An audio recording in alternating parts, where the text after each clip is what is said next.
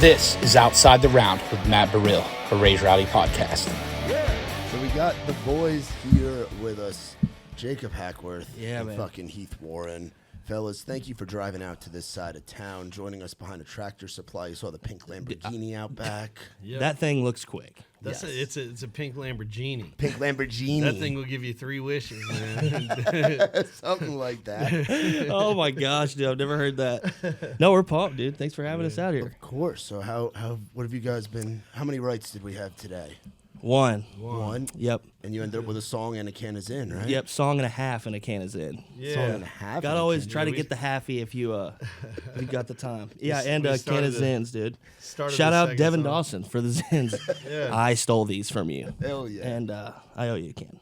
Hell yeah. He was like, "Oh, I bought 3 cans this morning. You can just have one." And I was like, Nice "Okay, guy. yeah, I appreciate it." Nice Completely guy, out of the Devin blue. Dawson. Just a good dude. Awesome. We're gonna crack our first surf side here. Dude. You know what? I'll just try. Just try him. I'll Just take try him. I want to see. I don't know if Hackworth's had him. I know. Oh, I it's a haven't. tidal Look at wave. Yeah, it's a tidal wave. I just smash it. Just try it. Yeah, just see what you think. It tastes like lemonade, right? Yeah. Wow. You can I could crush drink 'em. 400 of them. Yeah, I was about to say I couldn't just have one. Yeah. Well, I could have about 50 of them. Yes. Dude, it would be easy for me to get too carried away with the surf side for sure. Yeah, they've been very good to us. They're Where based out did of I see Philly, these and at? Probably one of our events. We have them at Losers and Yeah. at Duck Blind now. We used to have them over with us at Live Oak. Oh but- yeah. We had them. I was getting buckets of these at Losers. Yep. There we go. For Yes, I was like, Alabama I football have game. Yes. yeah. definitely seen these before. Usually, I might have even drank one, but you know, when I'm going, I don't know really Yeah, what's you were going the other night, dude. Listening Yeah. room show and then out, yeah. right? Dude, I was I was on one. We got into the Tito's early Who were on you that with? day. I was with Eric and all the guys. Oh, nice. Yeah. Did you played at listening room with I them, jumped or- up and played a song, Oh, there you go. but Hell yeah. I had, like I said, I was already out of been. town. Yeah, I know. It was a sad day. Usually you're there. Otherwise, I'd have been there. But yeah, I got into the Tito's a little early. Yeah, it was a rare Friday night where Nikki T and I are out. Usually we're out a bunch during the week doing Right. the Oh, yeah. events and stuff.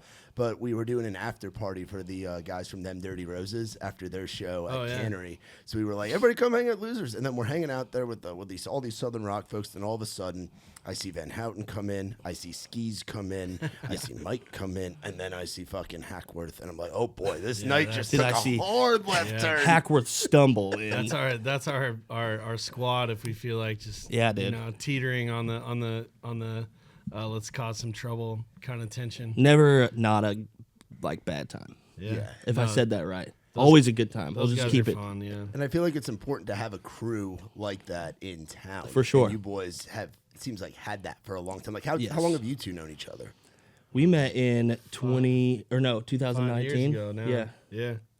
Yeah, right when you moved to town. I don't know how many buddies you had when you moved to town, but I felt I had a like couple. I Yeah. caught you right when you got here. I met you because I met Michael Rotundo. Oh, Rotundo. I was at Doghouse one day and I was working at Losers downtown bar backing, and like we had like all of the bartenders like went out, and so I went with them and I walked into Doghouse and there he sat, Michael Rotundo.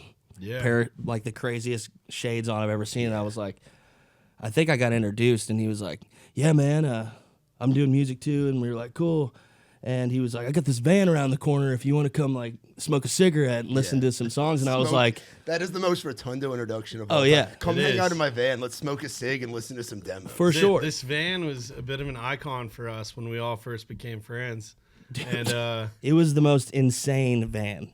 It was like a 94 Ford like conversion van with like the TV and like the string lights on the inside, and he had like a like white, what is that? Like the fuzzy seat covers? I'm The pretty- whole nine. I'm pretty sure that van's getting smacked by a hurricane right now because he just left it in some random parking lot in South Florida. I'm pretty sure, yeah. Yep, that was the last time I saw it for sure. It was never saw it again. Yep. Shout out Rotundo. Good Actually, Lord. embarrassing story when I first started dating my my now wife. She had come to town to visit me. I think this is her second time coming to see me, and Rotundo was like, "Man, what are we doing tonight? maybe he and Adam were playing at Tin Roof. This is before After Midtown formed, and they were still playing kind of covers down at Tin Roof Broadway. And he's like, I'll come and pick you and your girl up and bring you guys down to downtown for my show at Tin Roof. I'm like, convenient for you and very convenient for me. And like this poor girl, I don't know how the hell she married me, because Michael Rotundo pulls into my driveway and picks us up to go on a Tin Roof date. And we both hop in the back of his van. You're stepping on Marble Light, like cigarette packs. And he's just like dips it off in the back.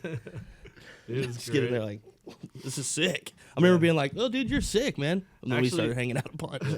I wish I had my phone on me, but I think the very first TikTok video I ever posted on my TikTok was Rotundo pulled into the gas station in the Gulch, and he opened up the back door, and I slid out the back and acted like I had been like hogtied in the back. Shit. I ran through the parking lot, and everyone just stops and is like freaking out in the parking lot. It's so funny. So on brand for you guys, too. Dude, constantly trying to just take it to the next level for sure. Yeah. We were young back then. Yeah. Yeah. Feels like yesterday. Yeah, and it's those moments with the boys, because although you're doing all these degenerate fun activities, it's like being in a frat almost with your homies, and you guys all kind of moved to town around like a similar time. You guys are also in the trenches writing songs together, just grinding, just fucking. And you've said it before, like you had that great speech during CMA Festival. I think it was last year. Yeah. Talking about how this town just kind of beats you down, and people ask you back home, and like family members, why are you still doing this shit? Like, haven't you gotten a real job and whatever? And you just stay persistent. But you go through that with your homies, like Rotundo. Like you never really feel how like kind of rough it is and like how shitty it is, because it's just you find the fun in the little things, like all of us hanging out. Well, yeah, I think you can go into the cliches where it's like, oh man, if you want to be successful, surround yourself with people that are better than you are or whatever. And I think we were doing that, but also it's important to find your circle with people that are like-minded and have a goal that they're chasing that might be like yours. But I think for us, when we were doing that unintentionally, we were creating these lifelong friendships. And when you're going through the grind, it just feels like it's a lot easier to do it with people that you love. And I feel like that's why when you move to town, everyone is they think that's the most important thing you could do, is like, man, you got to go find your people, find your circle. And you know, everyone's time was different. I remember when After Midtown joined, I remember when they signed their publishing deal, and all of us were like, man, I want a publishing deal too, you know? Like, we were all like, you're just like shit. watching them do their thing, and it's real. You just want to see all your boys win. And it's been really cool watching our group as everyone has kind of grown up, and everyone's gone their own way, and we always kind of find our way back. But, you know, again, everybody's time is different, but everybody's stuck by each other's side to support each other along the way. It's been really cool. Been awesome. Yeah, and you talk about coming up together, and you guys having some big moments with artists that moved to town slightly after you, like the Bailey Zimmermans, like the Tucker Wetmores, like the Josh Rosses, like the guys that come to town and like become part of the circle from just like maybe you wrote with him one day and then you're like, oh, he's got to get on the right with him, or vice versa. For sure, yeah. Totally. No, it is exactly how it goes. I mean, it's how it's been for us. For sure. Yeah. Constantly like, oh, dude, what'd you do? Like early on, and we're like, oh, I did this. I told him about you. Next thing you know, we're working together doing this, or we're doing that. Right. It's always been that way. Yeah. It's been good. So going back to like, obviously Rockin' a Hard Place, a big, like, you had some cuts like After Midtown stuff, Kobe Calais stuff, like you guys had like homies putting out stuff, and like the momentum, like it seemed like the pot was starting to bubble, and then it just bubbles over when for sure when Rockin' a Hard Place comes out. What was that moment kind of like, and how'd you guys kind of get linked up with Bailey?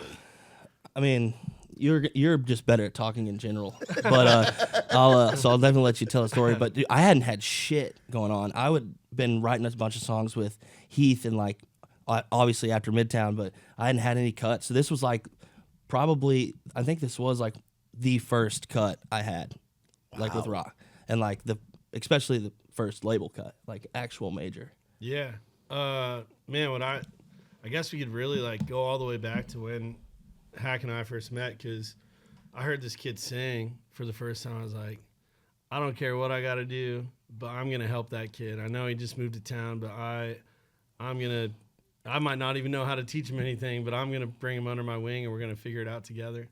So I remember our first ride together, and I was just really excited about that.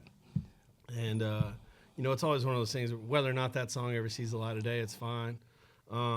Because, again, it's like, man, we're always going to write another song tomorrow. I just want to write it with Jacob, because I really like what he's got going on. Right? Thank goodness. So, I think it's important to say we were trying to navigate our lives during a pandemic, which was, challenging.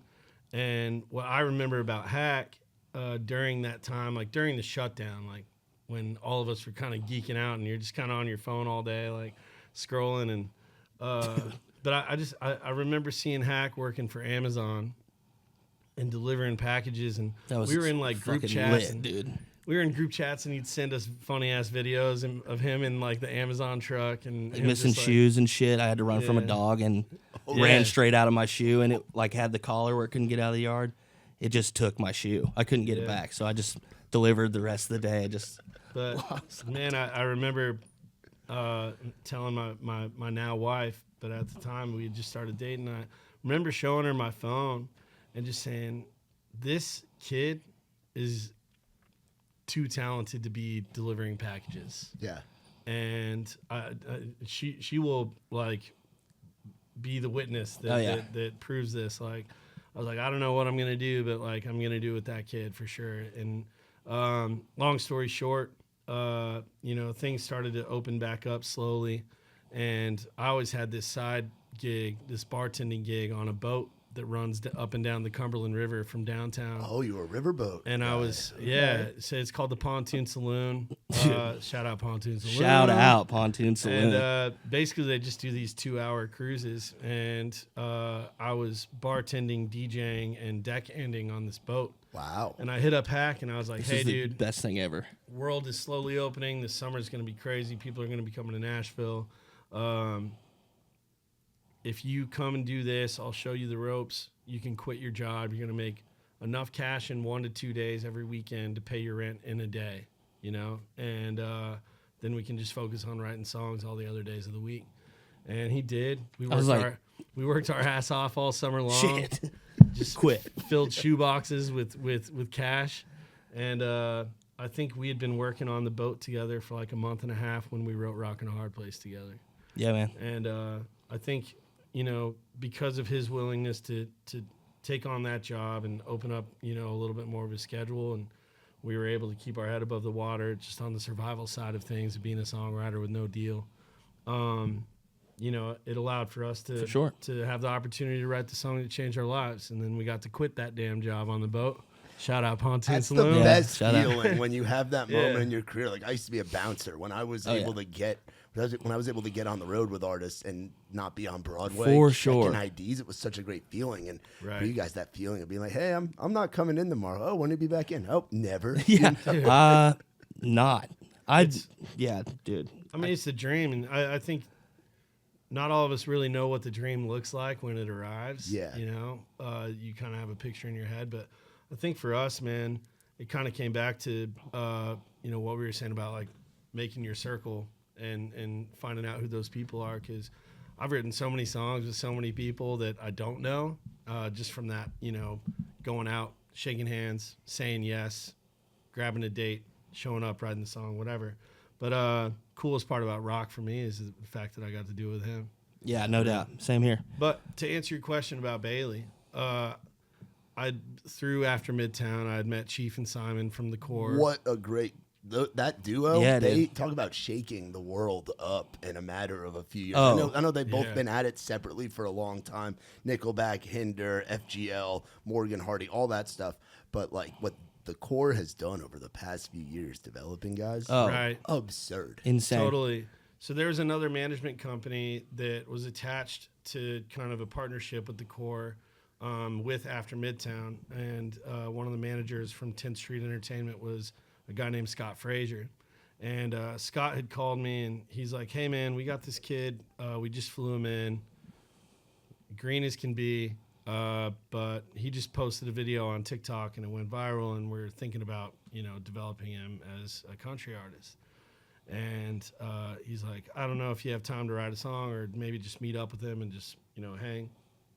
And I was like, yeah, absolutely, Scott.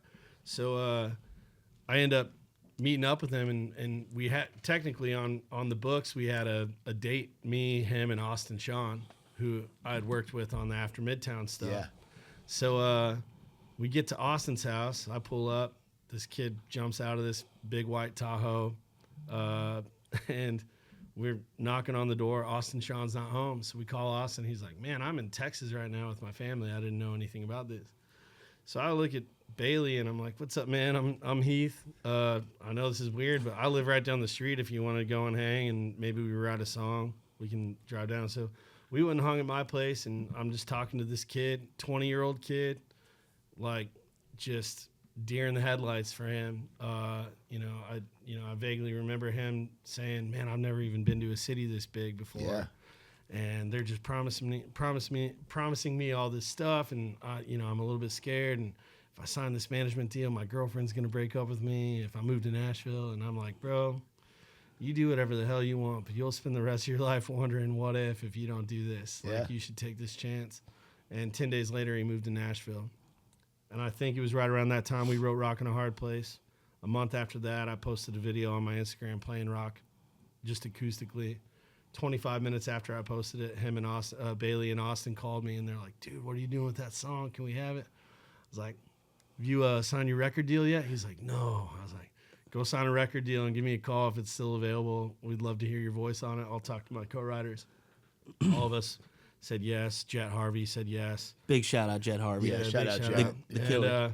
And actually, Jet was, an artist at the time. That's how I met him. And, he really wanted a hit song to try and break his career. And I'll never forget, I had Jet come over to my house at like 9:30 in the morning to just chat through this opportunity. I'm like, man, this kid's got a record deal. He's got a lot of promise. He already has a fan base, and I really believe in this management team that he's got with Chief Simon and Scott. And, if it ends up being what I think it could be, then this will help launch your artist career anyway. You can always put out your own version, whatever, but like let it be its thing. We took a shot of whiskey. He's like, sounds good. And I went and played a round of golf. Told Bailey he could cut it. He cut it 2 weeks later on Halloween. Came out 7 months after that, I think, or 9 months after that. Mm-hmm. And Like a literal baby, like a 9 month. Oh, for sure. Conception. Yeah, for real. And man, I just remember all this stuff. It was a crazy process too. It was awesome. Yeah, it was. And the pre-save piece of what Bailey had going on TikTok at that time, just remember same thing. The Corps called me. They're like, man, we just broke the record of pre-saves. It was like I did Everything not know was what was going on. Like I said, I was very early on in my career, so I was still like calling Heath like, what the fuck does that mean? Yeah, what does it mean? What does that mean? I'm like, I don't know, but it's good. It was so sick, man. But yeah, man, song came out on the Friday during CMA Fest. Bailey debuted an acoustic version at Spotify House the day that it came out. And man, the rest is kind of history for us. Our lives changed. Bailey's life changed. His whole career changed. And what that song has done for so many people has just been really incredible to be a part of. Yeah, dude. Best part. It's been insane. Yeah, because I remember the first time we got to have Bailey. It was on before Nick and I had merged, and I became a partner in Raised Rowdy.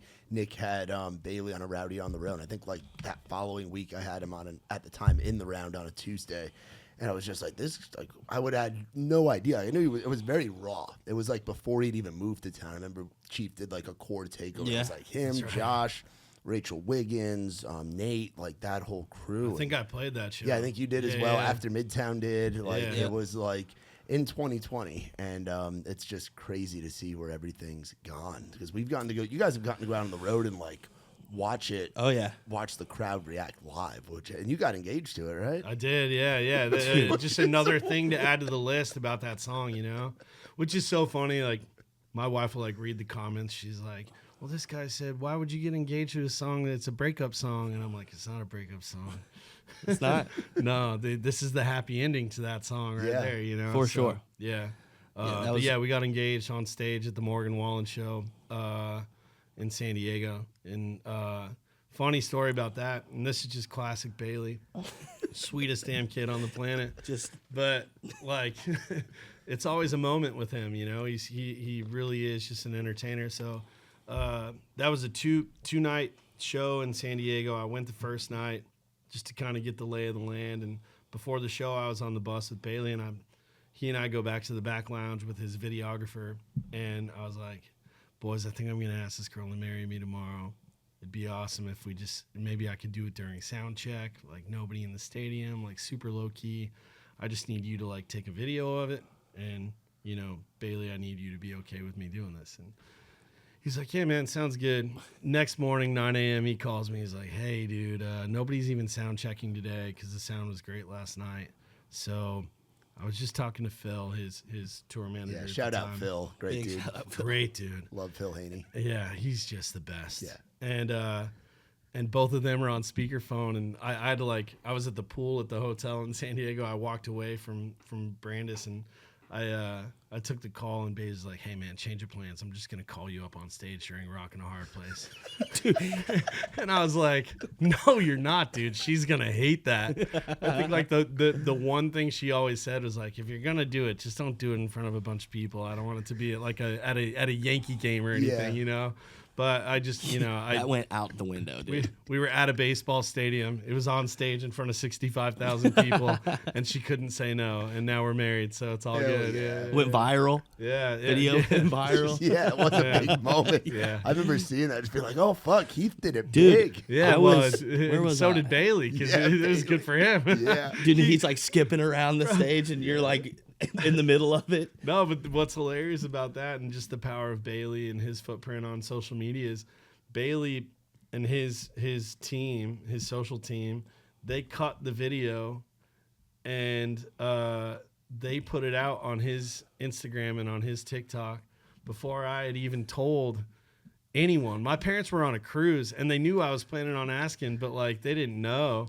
And, dude, and just spur of the moment. Just like the most viral video he's ever posted. And so I'm just getting calls left and right, and I'm like, yeah, I didn't even get to tell anybody. Like Bailey told him for me. It's so my girlfriend, she's from Temecula, California. Okay. And which is like an hour outside of San Diego. So all of her friends, like she moved here when she was like early 20s. So like everyone that she grew up with was at that freaking show. And all of a sudden we're like on Broadway and like hanging out. And she was like, what the heck? She's like, my friends are texting me asking if I got married. And I was like, what? Yeah, or got proposed to. Yeah. And sorry, I don't know the lingo. And she was like, what's going on? Heath didn't tell me that he was going to do this at all. So, like he said, didn't tell anyone. So I was just like, what the hell? No? Like, what's going on? And she goes, holy shit. Heath asked Brandis to marry him. And I was like, what do you mean? She's like, he asked her to marry him on stage during Rockin' a Hard Place. And I was like, what the fuck? Dude, we didn't plan it. Bailey planned it at 9 a.m. the day of the show. I just remember being like, all right. holy shit, I'm calling Heath. Of course, he's not answering. Yeah. Well, that's showbiz, baby. Yeah. That is It showbiz, happens. man. That is showbiz, and it was cool that we had Bailey at. We're very involved with like Tailgate and Tall Boys. Yeah. You know, Bailey and his family are involved with the Bloomington, Illinois location for that. We had him in Clinton, Iowa, and then the following week they do back-to-back weekends of it. It's a stretch. A party with Wayne and Austin in the USA. Oh, yeah. Yeah, a little redneck haven. High-level degenerates, we call them. I like that. And Raised Rowdy, if you will. yeah, very much so. Yeah. Very much so. And Bailey was playing, I think, on the Saturday. He showed up like 2 days early. He didn't have anything else that weekend. Shows up, and they build the compound backstage with all the shit that Bailey brings out for his crew, for the pup, for everything. It's a build-out. Dude, and we just hung out with Bailey and who's his TM now? Is it Braden? Now? Yeah. Yeah, I think it's Braden. Yeah, and like the whole crew. And it's just him we were out in a side-by-side going through the campground. Like, it was crazy. And like his hometown, and like I'm hanging out with like his mom and his grandma. And Dude. it's just a time. He is a lot of fun, man. He's the best. And you guys got to have another big song. I mean, you've had a lot of songs with him, like on the Religiously project, and then New to Country, which to me is just a statement song. Like, hell yeah! There hasn't been a statement song like that's come out and like had a big pop, I think, in a while. Like, post FGL, like what at like that 2000s, like Aldine, Luke Bryan, like it has a little flair of the real country thing, but it leans in on the rock shit that's going on right now. Yeah, totally. The song just fucking cranks. That one was fun. That was a lot of fun. We spent a whole day just like hanging out, me, Heath, and Austin at Austin's studio. And Austin had the track, right? They had the track. Yeah, he and the guy he does most of his guitar work with on all of the Bailey records. They had built this track out, and Austin knew that this was something Bailey hadn't done yet. And it would be a bit of a stretch, but it was something that we should probably try. And I mean, we feel lucky to be the guys that he calls, absolutely, or called in that moment. But we really wanted to be deliberate about the message that song was sending if Bailey was going to be able to put it out, because of everything he had put out before it, and a little bit of everything that I think Bailey has kind of been trying to fight. Because it just seems like the typical, country move to put out a song that feels like that. And he doesn't want to do anything like everybody else, which I really respect about Bailey and love that about him. So if we were going to do it, it needed to send a very personal autobiographical message about, Bailey and, kind of the chip on his shoulder about having something to prove, because he did grow up in a small town. He did grow up in the sticks. He did grow up with nothing, but like, man, he's got a family that is tighter than I've ever seen. Oh, yeah. And he is just a lifestyle country kid. And none of his songs sounded or said anything like that.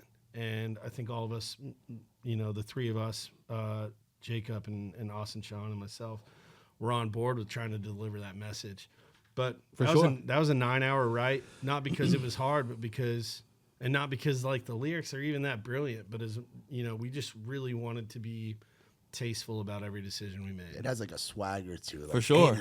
Oh yeah. Yeah, like it's got a little like not pissed off to it, but a little bit, Yeah, like, it has some grit. I think it goes with you guys too. For sure. You guys are like you've been down, you've been grinding, but now as a collective unit, the four of you guys, Bailey included, tasting this success, be like, we ain't changed. Like we're still country as hell. 100%. Same guys you knew before rock came out. For sure. Yeah. All four of you. Yes. Yeah. And it was a lot of fun. I feel like we did a good job with it. We were pumped that Bailey put it out. Yeah, he took a chance on it. Again, a big shout out to Chief and Simon, because they championed this song. I know my publisher at Warner Chappell, Bryce Sherlow, she was just a massive champion of this song with that camp, and she also publishes Bailey and Austin, so she was passionate about getting everyone on board. But they've done such a great job with Bailey's brand, and every release has been curated perfectly, and everything is on purpose with them. So, Chief he really wanted it to be on time, and when we did let it drop, they wanted it to be a moment for Bailey, and luckily I think it's been consumed, the way that we hoped it would. For sure. And it was sick too. We actually sat back down with Bailey and redid some stuff with him and rewrote some of the song just so it really did, like, it meant what he wanted it to mean. Yeah, if it doesn't, especially on outside songs, which outside songs are tough to get cut, even when you're in the camp. But for us, if it doesn't resonate with Bailey, who's going to be the vessel for the song, then it probably won't resonate for anybody else. So it is important for us to just, be open to, letting him in on a song so that he feels passionate about what he's about to go and give to everyone. For sure, because he is very, very passionate about what he does. Yeah, he's incredibly passionate. So backing up, so you're from Missouri originally, right? Yeah, man. Yeah, right at the very bottom. So like the Ozarks area. Yep. I'm like 30 minutes from Arkansas. Okay. Like central, right in the middle. I spent a lot of time out on the road with Trey and with Muscadine, and one of the spots that was one of the wildest, and I went there twice, Mountain Home, Arkansas. Yep. That's in that area. I had never seen more face tattoos in one Dude, area. if you can get to where Mountain there's Home, nothing Arkansas. to do, then there's nothing to do but crazy shit. There's some crazy fucking people down there. It is a wild place. It's on the lake, so it's just like it's a huge badass lake, and I think that's just like the honey hole for a hell of a time. You know? Yeah. It is sick as hell though. Yeah. So what led you from going from there to get up here to Nashville? Dude, I worked for the railroad for like almost 4 years out of high school. And I ended up quitting and moving back home because I didn't want to be gone. I was gone all the time. And I was like, I'm going to move home. I was dating someone at the time, and I was like, I'm just going to I need to probably not be on the road because I saw what it was like out there, and it is tough. It's hard. So I got home and ended up splitting up with the person I was with. And then I was like, well, shit, what the fuck am I going to do, And I ended up, starting a band and playing some shows in town in West Plains, where I was from, and just kind of led to us touring around southern Missouri and playing more shows. And then we got to where we were playing Friday and Saturday night every weekend, and I ended up meeting a guy in Nashville. Actually, my mom went to high school with a guy that lives here and writes songs. Oh, sick. And she messaged him on Facebook and was like, hey, my son's playing shows, and I think it's awesome, you should check it out. And he was like, yeah, absolutely. Shout out Travis Smith. He's an amazing songwriter. Was an artist. I mean, he's the real deal. But he ended up hitting me up and was like, "Hey, dude, if you want to do this, you need to probably think about moving to Nashville." And I was like, "Well, I don't know about that. That's pretty crazy. This is kind of fun right now." And he came and watched the show, and he was like, "You, dude, you should probably come to Nashville, for real." And I was like, "Well, how does that even work?" He's like, "Come down here. I'll get you a hotel room." And I was working a regular job, in my hometown. I was, broke. And he's like, I'll get you a room, and I'll set up 2 sessions Saturday and Sunday. So you'll write 4 times. I was like, hell yeah. And I get down here, and I wake up. The first session I have that he sets me up with is with Travis Smith himself and Austin Sean. Oh, wow. And so we show up at Austin's house, and I'm like, what's up, man? Good to meet you. We sat down. We wrote a song that's it's actually, I think, it's the first song on the track list of the record I put out with Austin, producing it a few years ago. Only reason why we know Austin Sean is because of this situation. Really? Yeah, it's pretty crazy. Which is how, after Midtown met Austin, Yeah. through him. Wow. Like I said, I'd met And Rotunda. and that's how Austin met Chief and Simon. And that's how Austin Sean is With Bailey. now with Bailey. All It was crazy. goes back to that. Yeah. It all comes back to Dude, Hackworth. it's insane. Dude, I'm the plug, brother. Big hack, guy. Big hack, Big the hack plug. the plug, Big bro. hack the plug. Bro, I'm about to buy a grill. Hell yeah. But he ended up writing with him, and I ended up writing those 2 days, and then I went back home, and I was like, oh, I'm moving for sure. I went to Demumbrian one night, and I was like, this is sick. Yeah. And had a good time. And I went back home for probably 4. It was probably 5 months, and then I was in Nashville when I moved with 2 of the guys that played with me, and got a crib and started doing a record with Austin when I first moved here. And then I met Rotundo, and through Rotundo I met Heath and Eric, and I was doing this record, and then I met Adam. Actually, Adam lived with Travis Smith. Oh, no shit. So I met Wow. Adam, and our circle just kind of happened. yeah, All at the same time, because I'd been boys with Eric Van Houten for a Yeah. few years. OG, yeah. And Eric's like a master connector. Yes. And just knows everybody in Elite town. degenerate. Oh, yeah. Yeah. we call him the City Connect. Yeah, he is.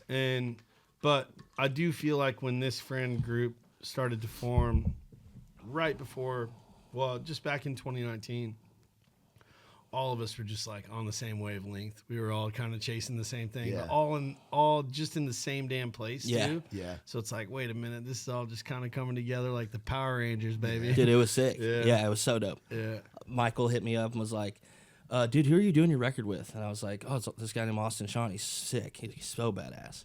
And sure enough, like they started working with him, and then that after Midtown, amazing, crazy, like smash sound Yeah. came upon everybody, and then we all took off. You know, that's when we all really started getting tight and writing a bunch of songs and stuff. That after Midtown thing was ahead of the curve a little bit, I think. Yeah, I think so too. Yeah. Yeah, they were doing something really special, and you know, I think it opened up a little bit of inspiration for some other artists in town to feel like they were allowed to kind of turn up the dial a little bit, and and you know, do a little more rock country. And, For sure. It showed me like, oh wow, this is real. Like this actually does happen. Yeah. Totally. Like you can be successful in this industry. It had like flavors of the FGL thing, but then had flavors of like this rock thing that hadn't really been touched because it was before Hardy's, Mockingbird, and Crow, Yeah. and like Right. a lot of that stuff. Like you Totally. said, ahead of its time. And now you see like the Lakeview Boys, and like they were, you know, parallel, kind of right around the same Yeah. time. And I don't know who was doing it first, but you know, the Lakeview Boys are putting out great stuff right Oh now. yeah, It's dude. just on the like- Breaking fucking Ben tour, right? 100%. We love the Lakeview guys. They're Pittsburgh guys. They That's are where the Nikki shit. T's from. So Yeah. they're like OG day one Raised Rowdy. And after Midtown was OG Raised Rowdy too. For You know? sure. Yeah, They were for playing real. all of our events. So you get to town. You said it's like 2019. Yep. What about you? The end of So- 2019. So you've been in town a little bit longer. Yeah, a little longer. I moved here July of 2016 from LA. So I was in LA 4.5 years. So New Mexico to LA. Grew up in Albuquerque. Went to college there. Started a band with my like childhood best friends while we were in college. We were roommates. Little garage band situation. Yeah. We were playing like frats and sororities locally, and At then New Mexico or New Mexico State? University of New Mexico that's in, the in Lobos. Albuquerque. That's yeah, the Lobos. Yeah, Okay, baby. yeah. Come on, Well, everyone's a most Lobo. fire name ever. Yeah. Anyway, we were playing like frats and sororities and you know, like 3-hour mall gigs and stuff. But You were ripping in a every mall? time like outdoor mall. Oh, okay, I thought like, you were just in the- No, yeah, Like an old Limp Bizkit yeah, the- music video. Yeah. outdoor mall, like Friday, Saturday night dinner crowd kind of thing. Okay. And this band was like heavily influenced by like Coldplay, The Fray, Augustana meets like Jack Johnson. So, you know, easy listening stuff, Yeah. but like very radio, you know, friendly to the ear and big demographic kind of sound. And because Albuquerque is just kind of a weird tour market, we were lucky enough to just be this band that all of the radio reps would call to open up for everyone coming through. You know, maybe we helped sell a few tickets and stuff like that, but what it really did is it allowed us to create some relationships with these bands from all over the place. Yeah.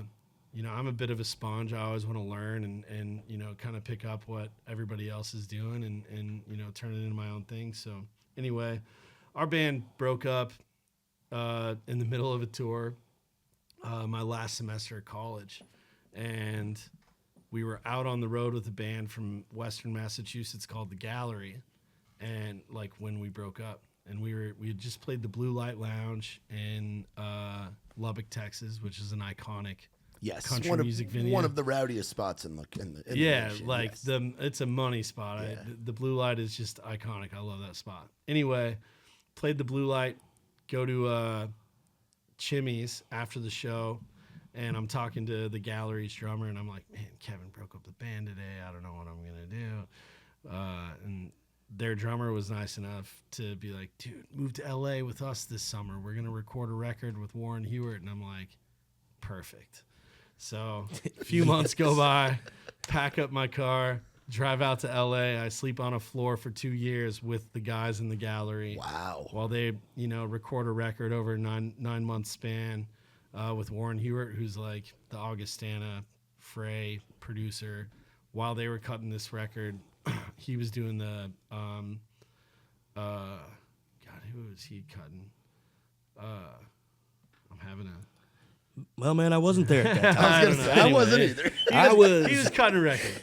And Warren's just like a big rock producer. Anyway, I'm out there, get a phone call from the state of New Mexico tourism department. like, hey, we're looking for your band. I'm like, well, my band broke up. What do you need? They're like, well, we need somebody to write this song for the tourism department campaign. It's going to be an international ad campaign. It's going to run for 5 years, but we need you guys to custom write the song. And I'm like, well, Fucking random. Dude, hold no my, fucking shit. it's like, hold my beer. So I go back to my apartment where I'm sleeping on the floor, I got you. write this song with my childhood best friend, Nate Boitano, who just happened to be in LA visiting me at the time. We write this song, cut it on GarageBand, send it to him, send it to New Mexico tourism department the next day. Dude, the And craziest fucking they're shit. like, this is the song. This is perfect. They're like, what do we owe you? And I'm like calling everybody. I'm like, what are these things worth? They cut me and Nate a check for way more money than I've ever seen in my entire life. And Yeah. I was like, I should just be writing songs out here, man. Yeah. And I started writing songs. I made no money writing songs after I received that check for a few years. But I don't think I'm sitting here in this chair in Nashville chasing the songwriting thing if it weren't for that phone call and that very, very random happenstance where they called me, asked for this thing. They still run the ad. Dude. It's so crazy, dude. It's nuts. You never realize how crazy shit actually is until you sit down and just fucking go through it. I'm like, Yeah. holy shit. Yeah. So anyway, I'd been doing the LA thing for a minute, and I had a buddy that was working at BMG LA in the sync department, and I was just sending him everything I was writing. And he's like, man, have you ever been to Nashville? Like, me and my boss think these songs would be great there. Why don't you and the lead singer of the Gallery, one of my best friends, Brendan Cooney, why don't you and Cooney go out to Nashville, check it out? And we did. We brought the whole crew. We came here for a week. I fell in love with it immediately, went back to LA, packed my shit up, and moved across the country. And it's been 8 years since then. Wow. So, yeah, man. It's crazy when you go back and like Oh, dude. think about it and talk through it. And that's Right. what I love about having Holy shit. having you guys on here. For right sure. now, is I'm sure you don't think about this when you're on the grind every day. No. No. You know? But everyone has their own journey, right? No doubt. And everyone's story is as compelling as the next, because you got to be just out of your goddamn mind to want to come No and do something fucking like shit. this, you know? But when it works, and it's really cool. And I'm grateful for, everybody I've met along the way that's helped push me, to this place that I'm in now, because Same you don't here, really man. like stop and ask any questions like, is this really what I'm supposed Oh, to yeah. be doing? Or maybe I should keep this 9 to 5 I have in LA that, seems like it's, pretty sustainable. Yeah. And I'm like, nope, call my mom and dad. I'm quitting this job. I'm moving to Nashville. They're like, oh my Oh, yeah. God. No, And you're sitting there not. going like, what the No, you're fuck am I not. doing? Like 5-year buddies are sitting there like, fuck that, go, dude. Like, quit your job. I think that's one thing about being broke, where you're just like, well, if it doesn't work, I'm going to be in the same damn place position. I'm in right now. So What I have might as I well got just to do it. lose? Literally. Yeah, nothing. Literally, I have nothing. to Have you lose. been to Losers? Yeah. I did one time and I moved here. Yeah. Yeah. I mean, and you know what, all the other stuff. But yeah, Yeah. Losers was definitely the kicker. Yeah. I was like, this is sick. Yeah, it's crazy that like every night of the week can feel like a Friday night. Yep. That's what I love about hosting events during the week. Because I've had buddies from New York come down. They're like, "It's not going to be lit on a Wednesday, or it's not going to be lit on Tuesday." I'm like, "Bro, you have no idea. We're gonna be at a circuit of bars till about 3 a.m. Oh, yeah. They're like, "No fucking way." I'm like, and then by the end of the night, Trust me. they're not even coherent to what I'm telling them. For They've had sure. Too many fucking root beer float shots at Red Door. They blew their mind. They couldn't comprehend the root beer float shot. But Oh, it's crazy. Now, you were on the road. Did you play drums for Dawson Edwards? I did, yeah. So actually, the band I was in college, I was just the drummer. I wasn't even Oh, no really writing shit. those songs. But I was a sponge. I was just like, I loved the whole thing. I loved the process of making a record and choosing songs and all that stuff. But anyway, when I moved to Nashville, and while I was in LA, I was still picking up drum gigs while I was trying to figure out this songwriting thing. But when I moved here, I got a drum gig like right off the rip with this band from North Carolina called Young Mister. You guys should check out. Unbelievable songwriting, great band, so sick. But through that and through, co-writing with Dawson, when Dawson had his deal at BMG and he was getting ready to put out his first record, I was like, man, like, do you have a band put together yet? Do you know what that looks like? Do you know how to like put on a show? Like, we gotta, and a little opportunistic probably. Yeah. But I was still trying to navigate my whole situation in Nashville at the time, and I loved Dawson. I thought his songwriting was so cool, and I love that kid. So yeah, I MD'd for Dawson for a while. Was that on the was that out with like the Corey Smith? Were those some Yeah. of the Corey Smith Yeah, dates? we did the Corey Trey Smith Bonner run. was out with you boys, Yeah, right? dude. Oh my God, Trey dude. Bonner, and then who else was out with you? I'm trying to think of like who the other guys were Yeah. in that band. Well, I signed a non-disclosure, so Oh, I'm not allowed to. non-disclosure? No, I'm Okay. kidding. I'm Yeah, joking. that would be a non-disclosure Yeah. For sure. situation. No, Yeah. I didn't sign a non-disclosure. Caleb Conradi, Let's right? talk Yeah. about it, dude. Yeah. Me, Caleb, and Doss and Trey just ripping it up, dude. We had a great time. Yeah. Yeah.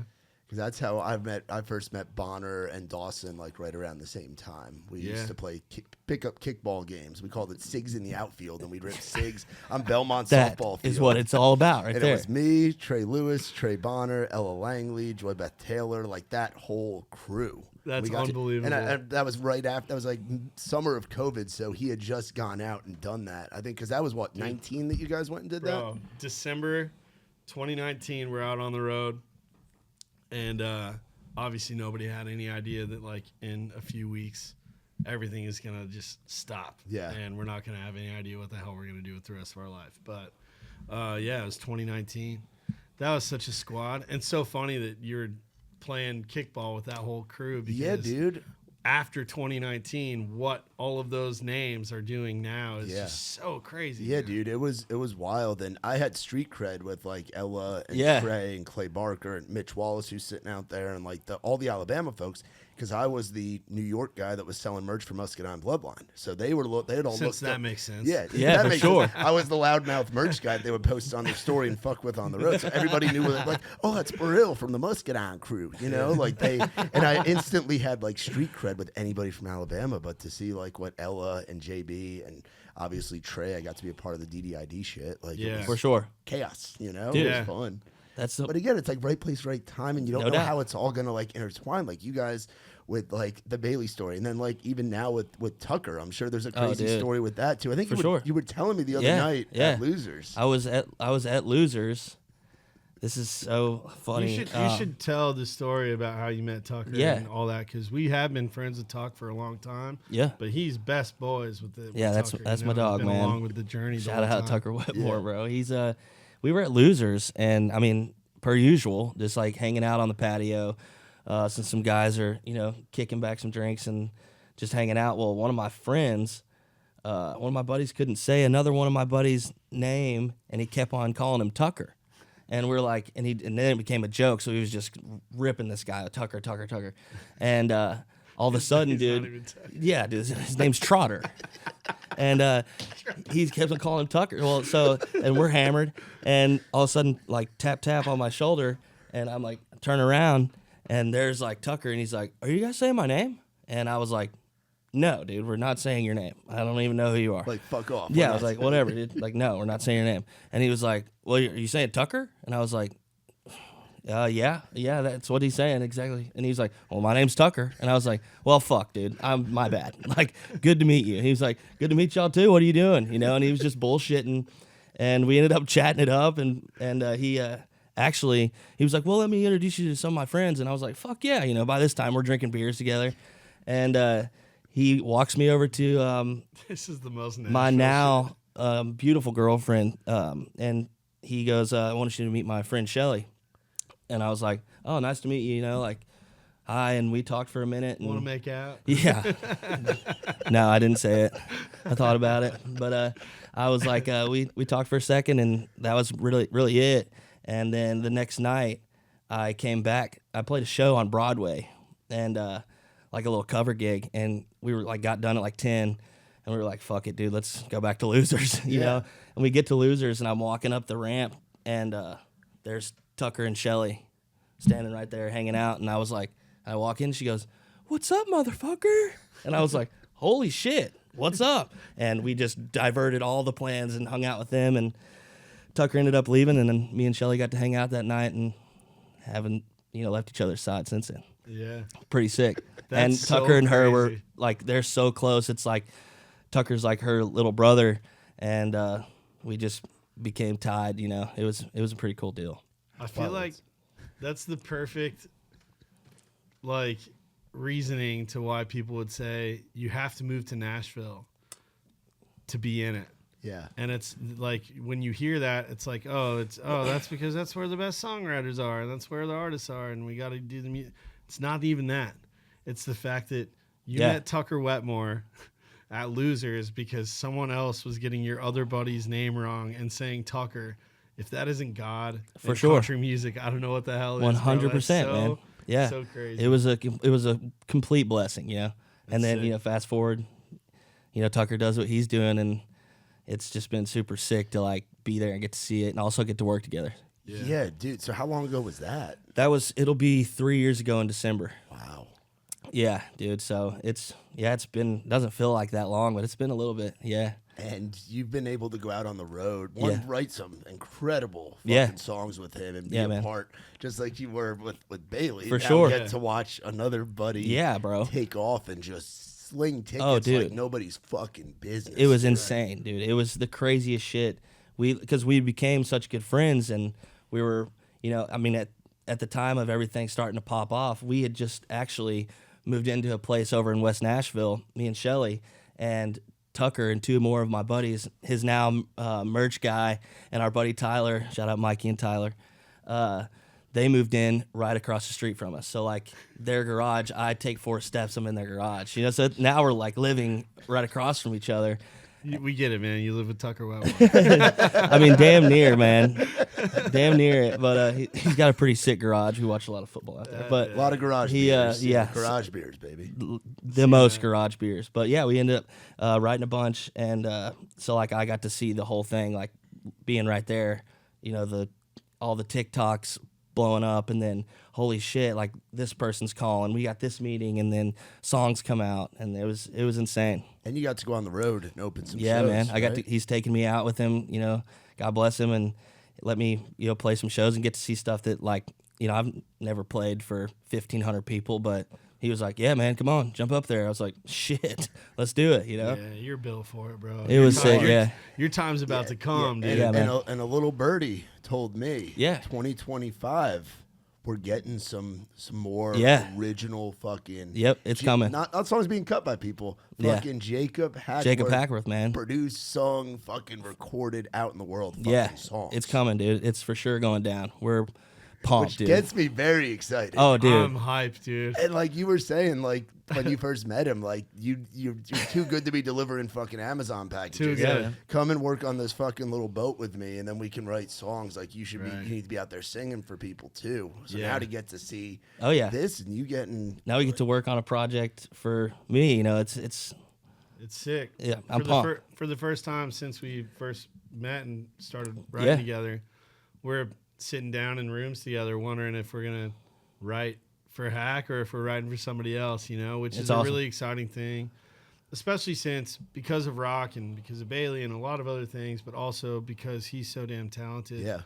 You just watched a bunch of doors open up for us, and it's dope that one of the big doors that's opening right now is giving this kid an opportunity to do his thing, because his artist project is going to be incredible, and he deserves it, and it's going to make some gas. waves, man. It's going to be awesome, bro. We're very excited because it's like with Raised Rowdy too, one of our favorite parts is having these stories to say like we watched this curly haired, like maybe 120-pound sopping wet Bailey Zimmerman in 2020 before it even moved here, hop up on stage and do it. And like you get to watch these like folks come up and grow as writers, as artists. Like you guys were playing our events before Rock had like popped and all of that. Yeah. But dude, we are so excited. I think I speak for Nikki T and Kurt and like the rest of our crew that we have. Like there is not a more like when you think of Raised Rowdy, you think of fucking Hackworth. Dude, I mean, you are the brand, dog. It's in my blood, bro. Yeah, it wasn't even my choice. You are the brand, and I think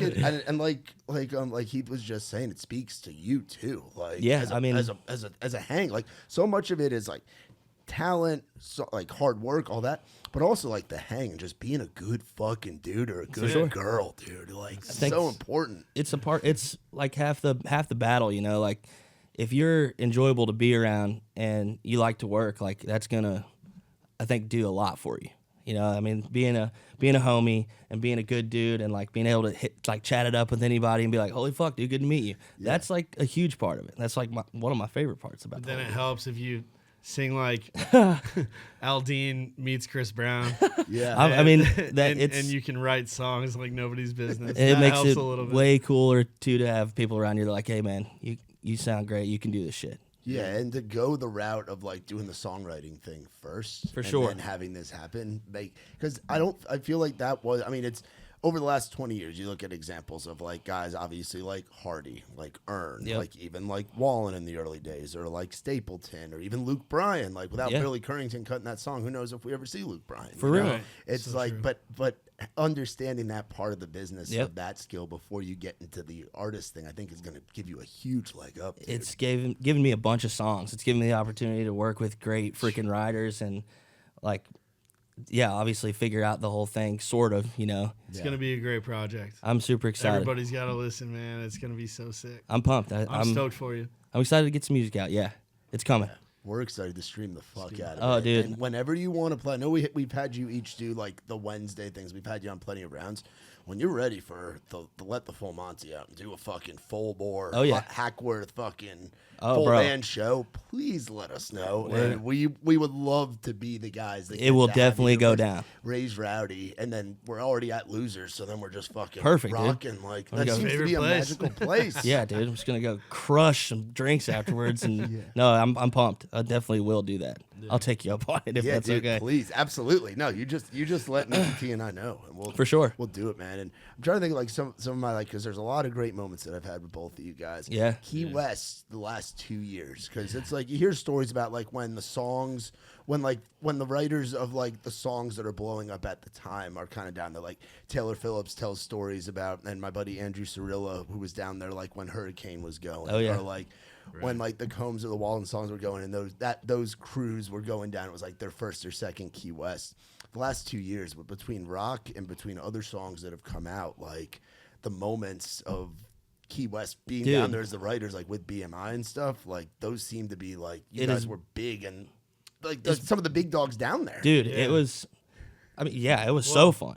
A lot of love to BMI. Yeah, absolutely. Marianne Keene is just They really, do a great job with that, by the way. She's taken such great care of me along the way. She was my original songwriting champion in Nashville, like the first person that introduced me to every publisher she possibly could. And my first 30 meetings in town with a publisher were all through Marianne and BMI. And just because of Key West, and, you know, I think, you know, when you're a new songwriter moving to town and you see the Instagram posts of who's going to be down in Key West playing this year, and like, damn, I didn't get invited. How do you get invited to something like that? That sounds really cool. And, you know, then you put your head down and you work again for another year, and then all of a sudden, you know, BMI has got you front of mind, and they're thinking about you. It's awesome. But what's really dope was for us to celebrate a 6-week number one in April of 2023. And then I think, it was still number one while we were in Key West 2 years ago. Yeah. And while we were playing the pool party, John Byron got on stage right after us. And we got the call right when we got off stage that Last Night bumped us off of number And one. started Was it started Last its Night? crazy It was career, last man.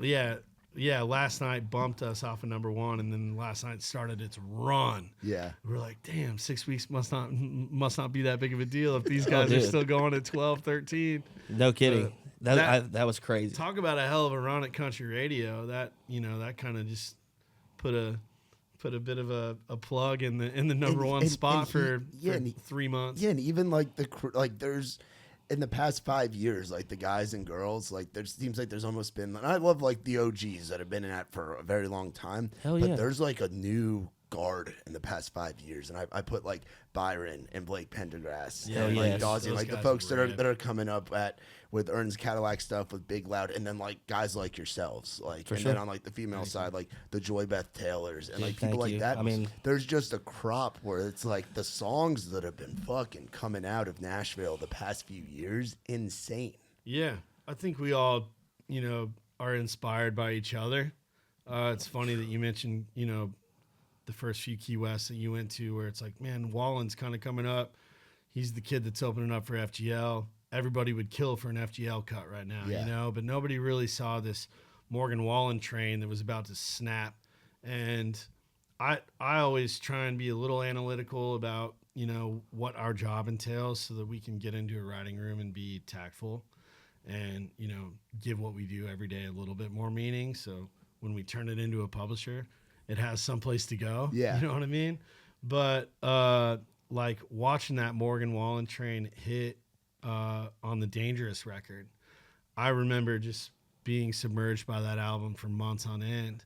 And what that did I think for everyone me, was, man. Yeah. what that did for me as a songwriter was, number one, believe in outside songs, which is Yes. really inspiring. Yeah. Number two, really want to understand what made all those songs so special from start to finish, which was so cool about that record. Because, like, man, you got bro country in here, you got songwriting in here, you've got classic country in here, and you've got this, like, hip-hop country thing that This he does with new Charlie Hanson thing, that's like a yeah. new wave. And you're like, Yeah. damn, man, like, this could... If all of this gets to be country, then I need to figure out how to drive in every single lane. You know what I mean? Because all of these things are what I grew up on. And I think that's kind of where we've arrived right now on the songwriting side, and seeing some of our buddies come up as artists that you just mentioned, where it's like, man, why is all this happening at once, and why does it feel bigger than it's ever been? And, you know, for me, I always kind of look back at that Morgan record where I'm like, I just think that just kind of knocked down some barriers that weren't there. Yeah. Absolutely. For us to you know, really adventure down. And since then, now it's like, well, I don't want it to sound like Morgan. I want it to, you know, touch on all of these subgenre things that make music really special, so that we can find new ways to connect with fans. And I love that about our job. I love that about the BMI thing, just to come back to, like, that festival. Because it's like, Yeah. man, I'm boys with John Byron and Blake Pendergrass. How the hell is that possible? You know what I mean? For sure. Or, And you they're know, probably and- sitting there like, oh, I'm hanging out with Heath and Hackworth. This is fucking sick. Dude, Like, there's exactly. this Those guys are mutual so sick. respect within the community. Yeah. Right. Yeah. So, and it's cool that we have to go all the way down to Key West to, like, figure that Actually, For get sure. some time. You're like, oh, hey, guys. What's up? But that's what it's about, man. Because, you know, yeah, we all do hang out at Red Door and Losers every once in a while. But, you know, when you are just busy and you're in the grind and in the midst of writing songs every single day, it's tough to get to the bar every night. I look at you and Nikki T. I'm like, damn, man, these guys got events every damn Long night of the nights. week. Bro. You guys are crushing. We are upwards anywhere from 10 to 12 events a month. Every Sunday, every Wednesday, every other Tuesday, the occasional shit shows at the Rusty Nail that we do.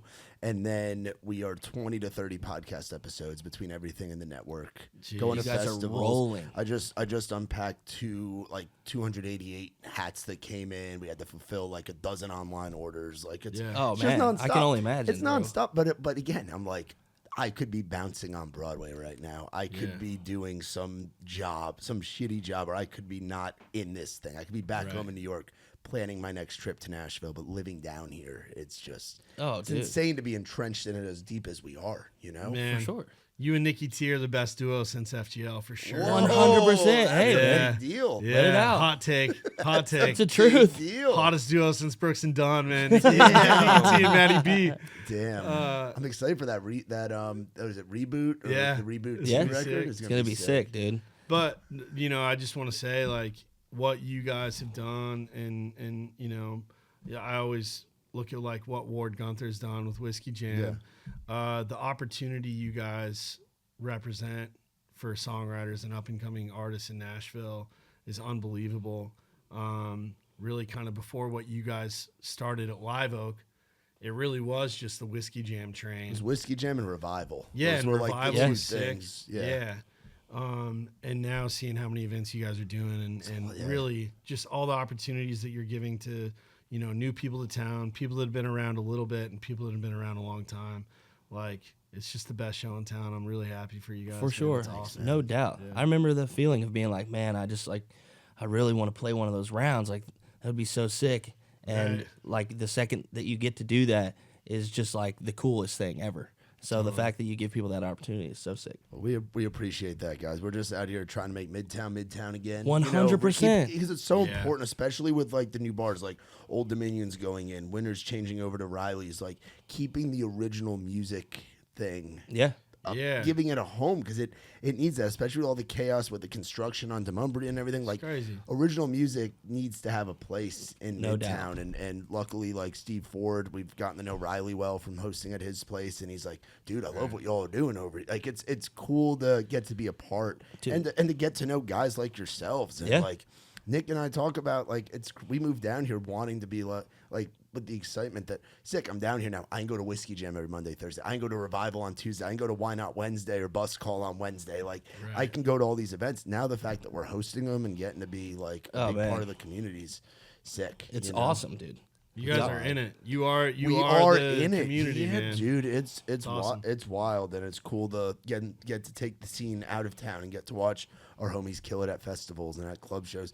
Do you guys still like just go to shows and like get to enjoy As like often being as I can. being a concert fan? Yeah. 100%. We were just talking about it on the way here, actually. I went to the Dierks Bentley show at Bridgestone a few weekends ago with my wife and a few friends, and I've always been a huge fan of Dierks, but hadn't really seen what that looks like in a few years, and the show he put on is so dynamic, but also inspiring, and now we're writing for this new Dierks project, and it's so sick to see what that looks like and see that he is still just like a pinnacle name in country music, and to go to concerts, and really I was just there to have a damn good time.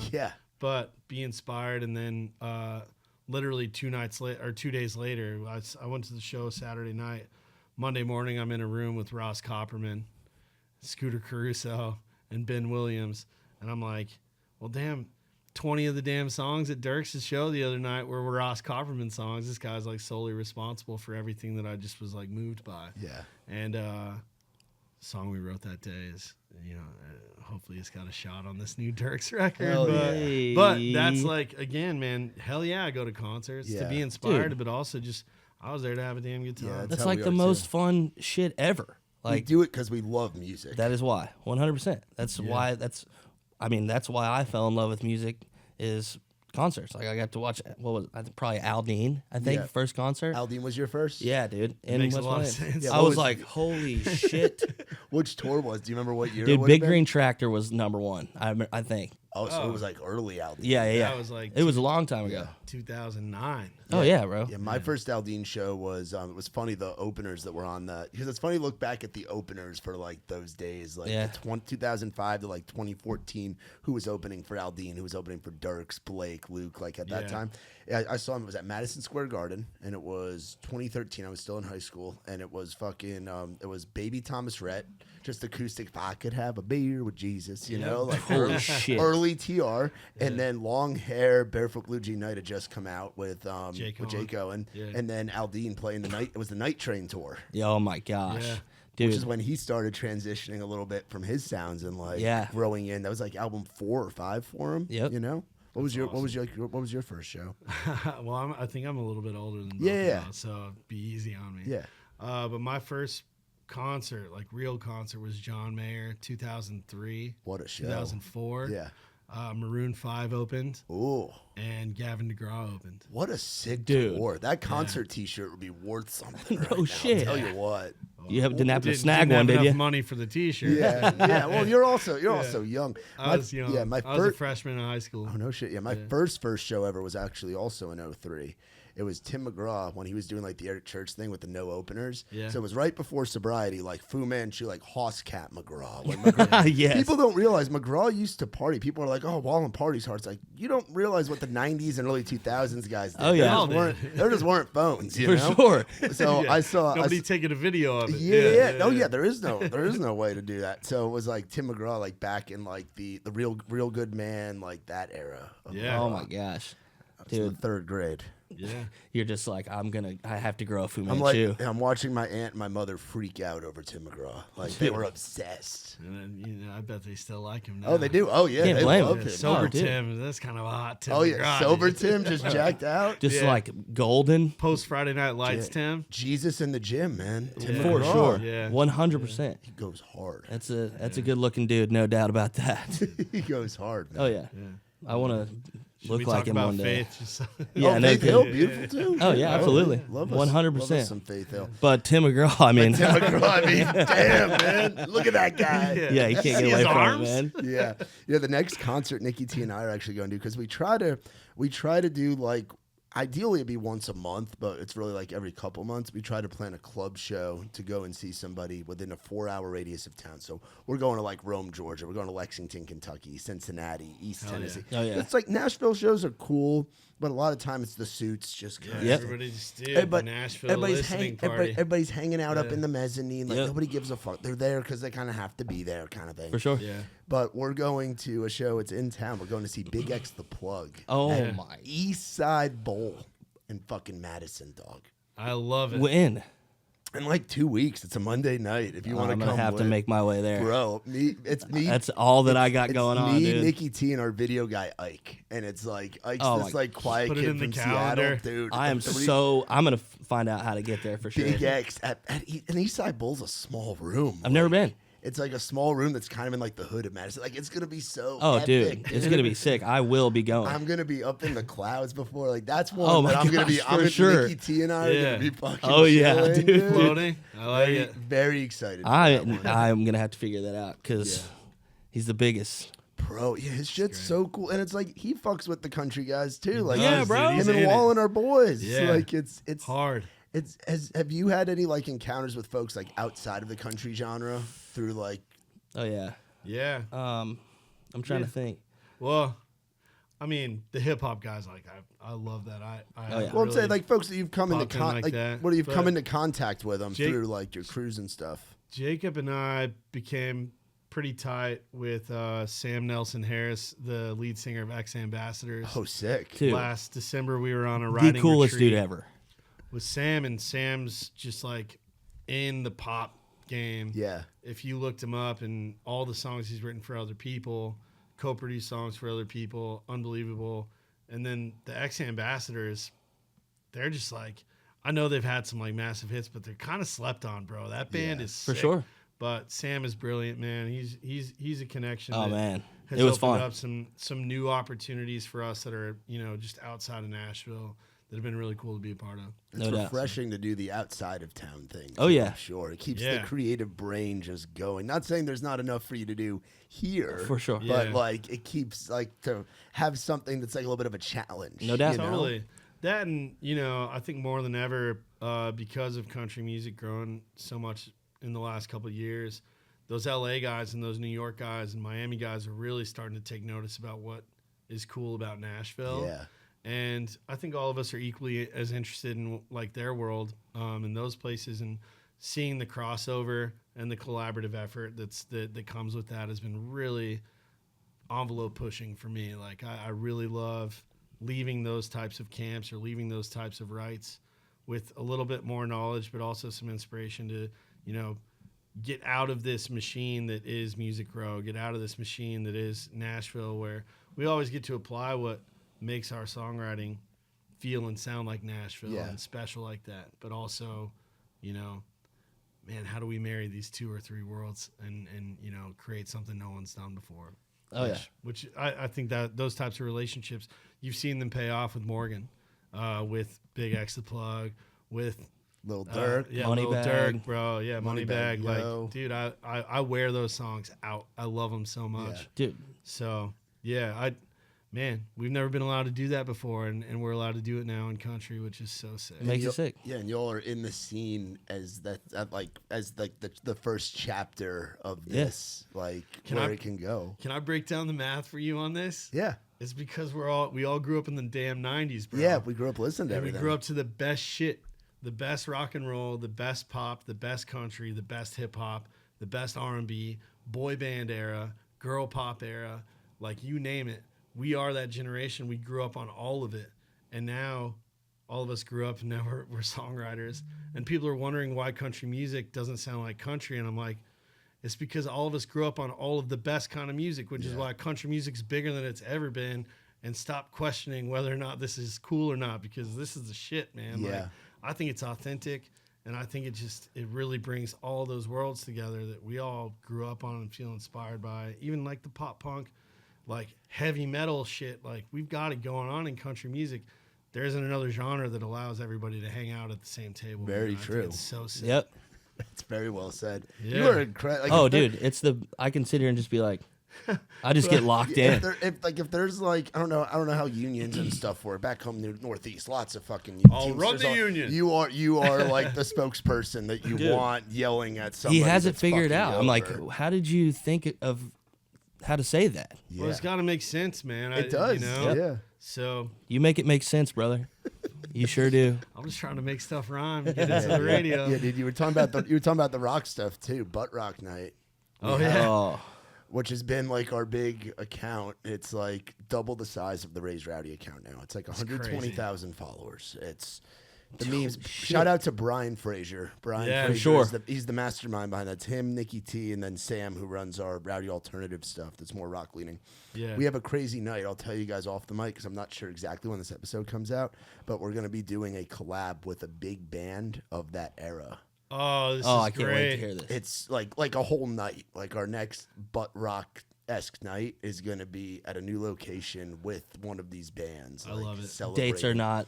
Oh no, we have it. We have a date. I'm just not sure when. Okay, they're I got you. announcing that, so I don't want For sure, yeah. their team to be like, "Why'd you say that, Burrill?" Yep. You No, know, I like yeah. what you're doing. You're just Yeah, kind dude. of hype. teasing us. No, well, It's like, I would love to Check have, this out. and I'd love to Stay have you tuned. because I know you're a big. I'm sure you're a big fan of this band. I and it's probably like am. Covering, it's like 70% them, 30% like other bands of that era. oh, I'm Sick. so And we juiced. got the Saxman Studios guys playing as like Grady Oh, Saxman what and a his great guys. backing band. They're the house band for all 2 hours. So it's That's going to awesome. be absurd. And I will we'd be love- there. Yes, and we'd love to have you. I'll tell you off the mic. Yeah. You go crazy. You might put a hole in the wall. Like Well, in I butt rock might. fashion, you might turn your name might Just turn to headbutt Kyle. something. Your name might turn to Kyle. You might crack open a monster and put Yeah, a head through dude, the for wall. sure. Yeah. We might have to hold you down. Maybe. I'm pumped, dude. Yeah. I'm so I want to know. And it's like you said, the rock influence of stuff. It's so cool. It feels like just in society, we're back in 2002. You know, like Great it's like place to be. It's like the attitude era of life, from Yeah. the bullshit and politics to this to that to you're able to really say what you want to say. Wear what and you don't have to want, worry- say what you want, do Yeah. what you Literally. want. Eminem new record, Creed back selling out shows, Limp Bizkit selling out shows, fucking all that stuff going on. It's a Yeah. cool time to be in music and just be living Dude. in general, I think. Yep. Hell yeah, man. A lot of freedom, man. And it's nice to have it. I love that it's standing on the foundation of country, though. Yeah, that's the That's best what's part. so sick. Yeah. Because Yeah. that's us, man. And I think that says a lot about us right now. So that's great, dude. Fucking awesome. Yeah. Well, fellas, I appreciate you coming on and doing Dude. this shit. And I'm glad you like the surf sides, and I'm glad to have you guys in the Raised Rowdy family. I know you Hell guys yeah. were just talking about us earlier. It means the world to Nikki T and I. It's the coolest thing that we get to be a part of the community without knowing how to write, knowing how to play, knowing how to sing. Like, it's so cool to just be parts of the community and get to do what we do and call you guys brothers, man, and call the rest of your crew. Same to you, man. We Thank love. you. Shout out to the whole crew of the degenerates that Yes. are with you guys. And Shout out to the and crew. shout out to the ladies by your side too, because it takes a special Absolutely. woman to understand this music life that we're in. Hell Oh, yeah. yeah. So shout out to your wife. And shout our out to your lives girlfriend. started to change right when we brought Yes. them into our Isn't it world. So, crazy? yeah. It's Yeah. crazy how life just works and Yeah. it all starts to kind of fall into Falls place. into play. You're down at the bottom between a rock and a hard place, and then you kind of just You just slowly. You don't even know you're coming out of it. yeah. No. Yeah, you It's don't just- stop. We just were keep grinding. we were down. We were down bad when we wrote that song, bro. We were broke and we were sad. And then the ladies just really came and brought us up. The song Yeah, no, it happened, changed my and life. Now we're back, baby. No doubt. It's incredible. Well, Jacob Hackworth, Heath Warren, we're gonna be on the lookout. Any songs that we wanna, any cuts coming that we can talk about to promote, or I know Little Red Race Car's out now, which by the way, Yeah. Nikki T will go through phases, whether it's like an old song, like in Key West a couple years ago, he just kept singing Deftones over and over and over again. Yeah. Right now, Little Red Race Car, Yes. he is obsessed. And I love the song, but Nikki, like I get in the car with him and we're going into town, it's the first song on the Yeah. aux every single time I step foot in his car. Hell Like, yeah. we Thank you, are- Nikki We are T. massive fans from, and it started, Nice. we first heard it with you and Jackson playing Yeah. it at rounds. So it's Yeah, really man. cool to see Chase do that with that song. Next time we chat, we'll talk about that story. That song's had a cool journey too. Yeah. But yeah, man, a lot of love to Chase Rice. Stoked about this new record he's got out. You guys should go and check that out. I think it's the best thing he's worked on yet. A lot of great songwriters on that record too, and Oscar and his whole squad did a really great job on it. Hell yeah! But any songs that we need? Any? I think Friday, Josh Ross is releasing a song called "Moving On." I was lucky to be a part of, and I was so stoked to get to work with him on that, and Jackson Free and Chris LaCourte. That song's gonna be awesome, and I'm pumped to hear it. So go check that out this Friday.